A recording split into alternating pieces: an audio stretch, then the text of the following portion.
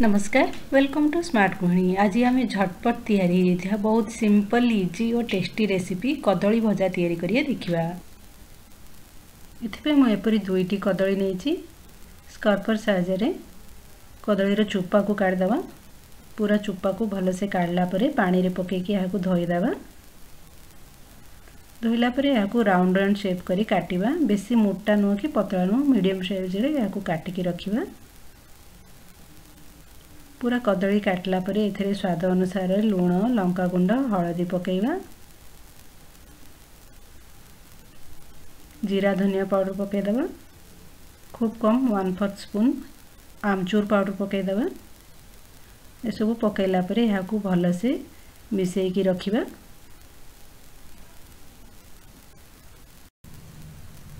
कढ़ाई रे 4-5 स्पून तेल पके दबा। तेल गरम होला परे जीरा फुटणा दबा।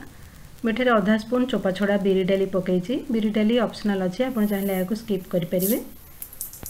सुखिला लंका पकईदे जेहेतु कदली लंका गुंड पड़ी सुखिला लंका देखिकी पकईबे। अल्प भूसंग पत्र पकईदे टे भाजिला परे कदली को ऐड करदबा। एबे आपको हाई फ्लेम रे 2 ରୁ 3 मिनट पर्यंत भाजिबा।